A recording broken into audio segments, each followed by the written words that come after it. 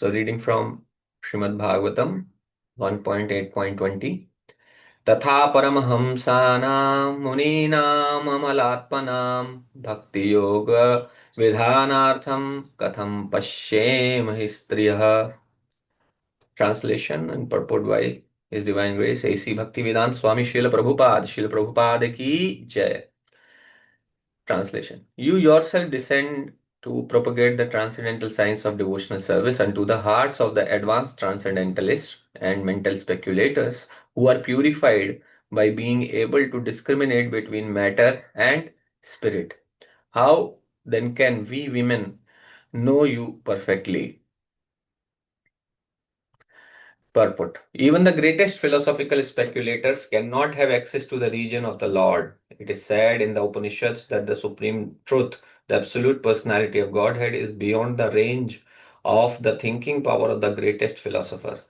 He is unknowable by great learning or by greatest brain. He is knowable only by one who has his mercy. Others may go on thinking about him for years together, yet he is unknowable. This very fact is corroborated by the queen, who is playing the part of an innocent woman. Women in general are unable to speculate like philosophers, but they are blessed by the Lord because they believe at once in the superiority and almightiness of the Lord, and thus they offer obeisances without reservation. The Lord is so kind that He does not show special favor only to one who is a great philosopher. He knows the sincerity of purpose. For this reason only, women generally assemble in great number in any sort of religious function. In every country and in every sect of religion, it appears that the women are more interested than the men. This simplicity of acceptance of the Lord's authority is more effective than showy, insincere religious fervor. तो भगवान को जानना, actually चाहे हम इस दुनिया के सबसे महान साइंटिस्ट ही क्यों ना हो, हम इस दुनिया का सबसे शार्प ब्रेन अगर हमारे पास हो, तब भी ये संभव नहीं है कि हम भगवान को जान पाए, क्योंकि भगवान इस ब्रेन के रचयिता हैं। तो उस क्रिएटर को, जिसने ये ब्रेन बनाया है, ये मस्तिष्क बनाया है या आपको जो बुद्धि दी है, उस बुद्धि के माध्यम से उसके क्रिएटर को समझना बहुत मुश्किल है। तो वास्तव में देखा जाए तो भगवान को आप अपनी शक्ति से कभी समझ ही नहीं सकते। जैसे ही हम कोशिश करेंगे कि हाँ, मैं अपना दिमाग लगा के ये सारे वेद पढ़ लूंगा, सारा ज्ञान अर्जित कर लूंगा और मैं भगवान को समझ जाऊंगा, भगवान को समझना ज्ञान के माध्यम से इसीलिए संभव नहीं है। ज्ञान के माध्यम से संभव नहीं है, लेकिन अगर भगवान की कृपा प्राप्त हो जाए तो वो संभव है। और उसमें भी भगवान कितनी कृपा करते हैं, कितना आप भगवान को समझ पाएंगे, उतना भगवान पर ही निर्भर करता है कि भगवान आप पर कितनी कृपा करेंगे। तो ज्ञान कहा जाता है कि ज्ञान और वैराग्य, इन सब से आप भगवान को प्राप्त नहीं कर सकते, क्योंकि ये भगवान को प्राप्त करने का क्राइटेरिया नहीं है। भगवान कहते हैं भक्त्या माम अभिजानाति, भगवत गीता में कहते हैं भक्ति के माध्यम से ही मुझे जाना जा सकता है। वेदेश्च सर्वे हमें वेद्य, समस्त वेदों से मैं ही जानने योग्य हूं, लेकिन फिर भी लोग नहीं जान पाते। क्यों? क्योंकि वेद तो बहुत कठिन है, क्योंकि वेद में इतना सारा इधर उधर की बातें लिखी, कर्मकांड ही इतना लिखा हुआ है। कर्मकांड ही आदमी करते करते सोचने लगेगा शायद स्वर्ग जाना ही जीवन का लक्ष्य है। इसीलिए आप भारत में ज्यादातर जनता को तो पता ही नहीं है कि स्वर्ग जाना जीवन का लक्ष्य नहीं है। स्वर्ग जाके वापस आना पड़ता है, मृत्यु लोक से बाहर ही नहीं निकलते हैं। हमारे परिवार में बड़े बूढ़े लोग, ये सब लोग भी नहीं जानते कि भगवान के धाम जाने में और भगवान के और ये बनाए हुए स्वर्ग में जाने में कितना अंतर है।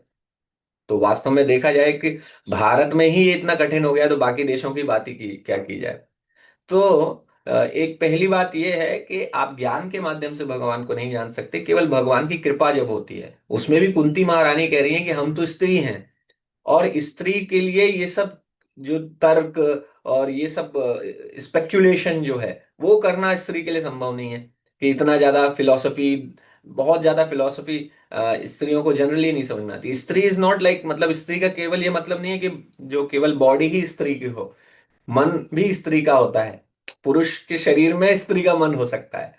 तो जो वो उस प्रकार से सोचता है, स्त्रियों की तरह सोचता है, तो वो एक एक it is a kind, actually एक प्रकार है ये।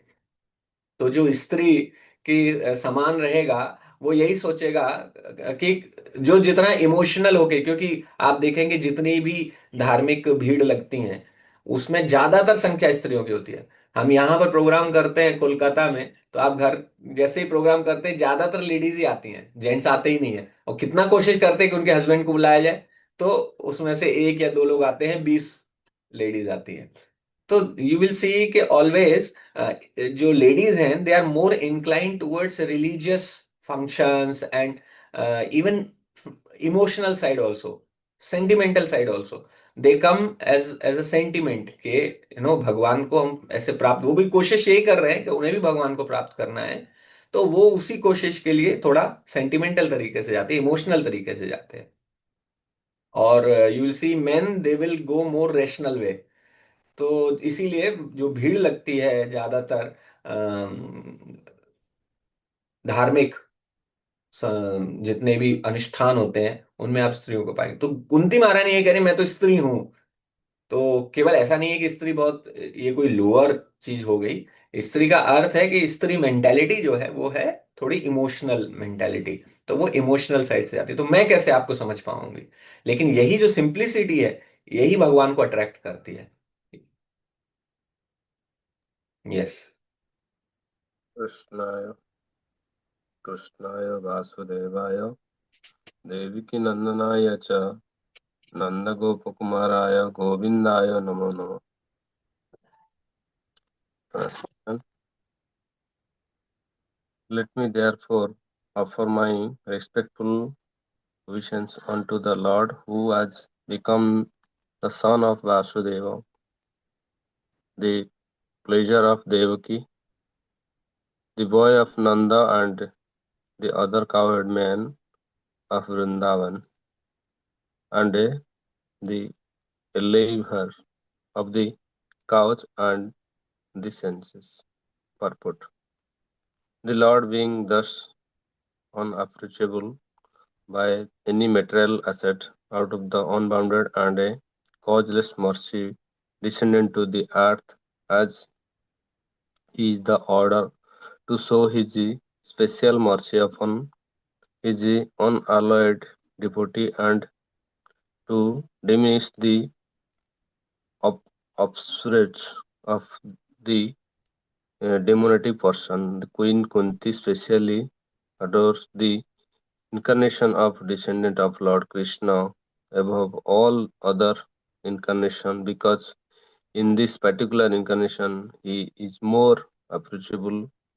In Rama incarnation he remained as a, he remained a king's son from his very childhood. But in the incarnation of Krishna, although he was a son of a king, he he at once left the shelter of his real father and mother, King Vasudeva and Queen Devati. Just after his appearance, and went to the lap of Yasomati to play the part of the ordinary cowherd boy in the blessed of Brajabhumi, which is very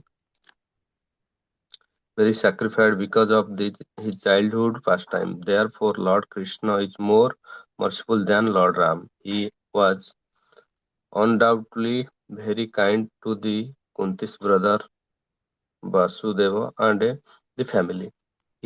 Had he not become the son of Vasudeva and Devaki, Queen Kunti could not claim his to be her nephew and thus the address Krishna in the parental affection. But Nanda and Yashoda are more fortunate because they could not release the Lord's childhood pastime, which are more attractive than all other pastime. There is no parallel to the childhood pastime as exhibited as a Brajbhumi, which are replicates of his eternal affairs in original Krishna Loka, described as a Chintamani Dharma in Brahma Samhita.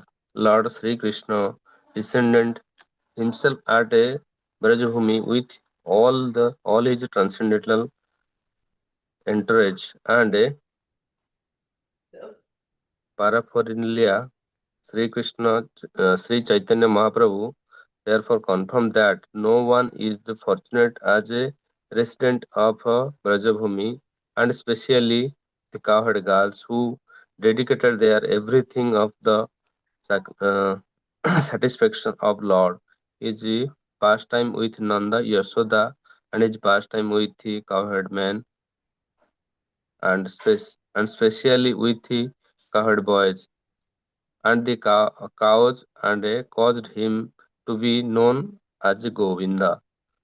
Lord Krishna as Govinda is more inclined to the Brahmanas and the cows, indicating thereby the human prosperity depends more on these two times, namely Brahmanical culture and a cow's protection. Lord Krishna is never satisfied where they are lacking. तो देवकी कुंती महारानी appreciate कर रही हैं, भगवान को पुकार रही हैं। और कृष्णाय वासुदेवाय, ये हम काफी फेमस वर्स है, देवकी नंदनाय च नंद गोप कुमाराय गोविंदाय नमो नमः। तो भगवान वो उनको पेरेंटल अफेक्शन यानी वात्सल्य रस में भगवान को पुकार रही हैं। वात्सल्य रस में इसलिए पुकार पा रही हैं क्योंकि वो वसुदेव जी की बहन है, भगवान की बुआ है, तो इसलिए वो पुकार रही हैं। और देवकी नंदनाय च, देवकी के जो पुत्र हैं, और नंद गोप कुमार है, और जो नंद के भी पुत्र हैं, क्योंकि भगवान फिर ब्रजभूमि चले गए थे। तो इसमें भी ब्रजभूमि के जो भक्त हैं वो भगवान को और भी अधिक प्रिय हैं। और भगवान ने जो लीलाएं ब्रजभूमि में की वो सबसे आनंदमयी लीलाएं हैं। साथ में भगवान कृष्ण एक ऐसा अवतार है जिनको बहुत आसानी से उनको अप्रोच किया जा सकता है। भगवान राम को अगर आपको जाना है, भगवान राम को प्राप्त करने के लिए, तो आपको आपके मन में भाव होना चाहिए केवल दास का। केवल दास के भाव में आप जा सकते हैं, सेवक के भाव में आप जा सकते हैं भगवान राम के पास। लेकिन सखा भाव में, वात्सल्य भाव में भी भगवान राम के पास जा सकते हैं। लेकिन जो सबसे सरल भाव, जो सबसे सरल भगवान है, भगवान का जो स्वरूप है वो है भगवान कृष्ण। उनके पास आप दास्य भाव, शांत भाव, और वात्सल्य भाव, साख्या भाव है, और माधुर्य भाव, इवन माधुर्य भाव में भी जा सकते हैं। तो ये भगवान का बहुत स्पेशल इनकारनेशन, बिकॉज भगवान पूर्ण पुरुषोत्तम है। भगवान जो राम थे वो मर्यादा पुरुषोत्तम थे। मर्यादा इज सबसेट ऑफ पूर्ण, करेक्ट। मर्यादा जो है वो सबसेट है पूर्ण का, मर्यादा पूर्ण से बड़ा नहीं है, पूर्ण से छोटा ही है। इसीलिए भगवान कृष्ण जब आते हैं तो लगता है कि मर्यादा, मर्यादा तो भगवान तो कहाँ छोड़ के आए हैं, क्योंकि भगवान मर्यादा से भी ऊपर उठे हुए हैं। तो भगवान कहते हैं जो मैं करता हूं वो इस जग का स्टैंडर्ड बन जाता है। हम जहां खड़े होते हैं लाइन वहां से शुरू होती है। This only Krishna can say, right. भगवान ही केवल कह सकते हैं। तो वास्तव में आप अगर देखेंगे तो भगवान कृष्ण जो है सबसे ज्यादा अप्रोचेबल हैं। उनको आसानी से आप किसी भी भाव में जा सकते हैं। बाकी अवतारों में आप उस भाव में, जैसे Narsingh Dev, can you imagine Narsingh Dev से आप सख्य भाव में अप्रोच कर सकते हैं क्या? नरसिंह देव जब गुस्से में है तो उस समय ब्रह्मा, शिवा, ये लक्ष्मी जी भी अप्रोच नहीं कर पा रही है, उनकी उनकी पत्नी है वो अप्रोच नहीं कर पा रही है। तो वास्तव में इसीलिए भगवान कृष्ण की को वास्तव में भक्ति भगवान कृष्ण की जा सकती है। कृष्ण की भक्ति सबसे सरल है, और सबसे ज्यादा आयाम लिए हुए है, सबसे ज्यादा उसमें शाखाएं भी हैं, कितने तरीके से आप भगवान को अप्रोच कर सकते हैं। तो चैतन्य महाप्रभु ने, इसीलिए हम लोगों को जो जो सबसे विशेष उपहार चैतन्य महाप्रभु ने दिया है वो है ब्रज भक्ति दी है। ब्रज के भक्तों के समान भक्ति, ये जो है, ये उपहार केवल ब्रह्म मध्व गौड़ीय गुरु शिष्य परंपरा में आपको मिला हुआ है। बाकी आप जैसे साउथ में जाएंगे श्री संप्रदाय, तो श्री संप्रदाय में आपको ये वाला भाव नहीं मिलेगा। वो जो भाव है वो है सेवक का भाव है, दास का भाव है, ऐश्वर्य, भगवान को ऐश्वर्य से देखते हैं कि भगवान महान है, बहुत महान है।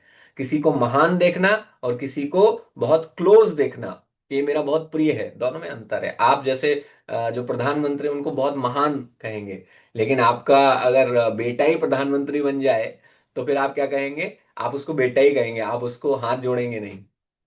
राइट? तो ब्रज का भाव है वो भाव जैसे आपका घर का ही कोई सदस्य है, वो बहुत महान बन गया, आपको उसकी महानता से कोई मतलब नहीं है। आपको आपको अपने प्रिय पुत्र से जो संबंध है वो आपका वात्सल्य रस का है। तो कहाँ महान है क्या है? इसीलिए ब्रजवासी पहले थोड़ा सा आश्चर्य होता, अरे ये अघासुर को, या इतना बड़ा कोई राक्षस आया, इसको मार दिया, तृणावर्त को मार दिया, पूतना को मार दिया, ये कैसे हो गया? तो कहता है, अरे लेकिन हमारा तो बालक छोटा है, इसकी पहले रक्षा करनी चाहिए। तो इस प्रकार से उनका भाव रहता है। ठीक है। Thank you very much. Prabhu ji, जो हमारा जो डिफरेंट जो रस है, जैसे वात्सल्य रस, मतलब दास्य रस, ये तो कोई रिलेशन रहता है। शांत रस में क्या रिलेशन है? शांत रस में भी रिलेशन है। शांत रस में शांत है। शांत रस में वही है कि आपको भगवान के दर्शन प्राप्त हो रहे हैं, you are satisfied with that, just दर्शन। जैसे जो ब्रजभूमि है वो स्पिरिचुअल वर्ल्ड, जो आध्यात्मिक संसार है, वहां पर वहां का हर पत्ती, फूल, सैंड के पार्टिकल, रॉक, वो सभी चिंतामणि धाम है। वहां पर सब चीज, सभी जीवात्माएं हैं। मतलब वहां पर जो सभी है वो चिन्मय है, सब सच्चिदानंद है। तो सारी आत्माएं वहां किसी ना किसी, ये सभी जैसे जो निर्जीव वस्तु हैं वो भी वास्तव में आत्माएं ही हैं। तो वो क्या है? जैसे गाय है, अब गाय तो भगवान के साथ सख्य रस नहीं हो सकती, तो गाय भगवान के साथ शांत रस में है। वहां के फूल, पत्ती, पेड़ पौधे, पत्थर, ये सभी भी शांत रस में है। तो जितने भी जानवर हैं सब शांत रस में है। तो ये शांत रस का भाव होता है कि आप दर्शन से प्रसन्न है। और भगवान जब चरण रखते हैं, भगवान हाथ फेरते हैं, तो उनको एक्सटेसी की प्राप्ति होती है, उनको आनंद की प्राप्ति होती है। तो ये वृंदावन का शांत रस का भाव है। थोड़ा उस ये अचिंत्य है ऑफ कोर्स, इसीलिए अचिंत्य भेद अभेद तत्व, जो चैतन्य महाप्रभु जी ने जो तत्व दिया है वो अचिंत्य भेद भेदाभेद। कि अचिंत्य मतलब हमारी सोच के परे, कि कैसे संभव है कि निर्जीव वस्तु के अंदर भी जीवन है। यस, वहां सब में जीवन है, वो है अचिंत्य संसार। तो अचिंत्य भेद अभेद यानी जीवात्मा भगवान से सेम भी है, भगवान से अलग अलग भी है ना? भगवान से सेम है क्वालिटी में, और क्वांटिटी में अलग है। क्वांटिटी में माइन्यूट है भगवान, पूरा विभू है। मतलब विभू है, हम अणु है, भगवान के अंश है, छोटे से। जैसे हम अभी भक्ति कर रहे हैं, हमारा क्या रस है भगवान के साथ, हमको तो पता नहीं। अभी ये वाला क्या रस है? ये शांत रस है। अभी जो हम कर रहे हैं सब दास्य भाव से ही कर रहे हैं। और जैसे दास भाव से आगे बढ़ते रहेंगे धीरे धीरे, आपको वास्तव में स्वरूप सिद्धि हो जाती है। जो लास्ट जो स्टेज होगी भक्ति की, अंतिम स्टेज, जहां पर आप पूरी तरीके से शुद्ध भक्त बन जाएंगे, वहां पर आपको स्वरूप सिद्धि हो जाएगी। स्वरूप सिद्धि में आपको पता चल जाएगा वास्तव में मेरा वहां पर क्या भाव है, वास्तव में मेरा क्या शरीर है भगवान के गोलोक वृंदावन धाम में। तो वो जो है लंबा प्रोसेस है, but that is one stage. After one stage you will come to know that whether you are a sakha, whether you are a elderly gopi, or you are young gopi, or you are a manjari. So these swarupa will be revealed over a period of time. It may take time. That's why we should never speculate. हमें कभी speculate नहीं करना है कि मैं ऐसा हूं तो इसलिए मैं ऐसा व्यवहार करने लगता हूँ। मैं तो गोपी हूँ, मैं राधा हूँ, तो मैं कपड़े उतार के अब राधा के कपड़े पहन के नाच रहा हूँ सब जगह। है ना? एक एक आए थे वो डीपी पंडा, क्या नाम था, लखनऊ के शायद वो थे। तो उन्होंने अपना सब कपड़े वपड़े उतार के अपना गोपी का वेश रख लिया था।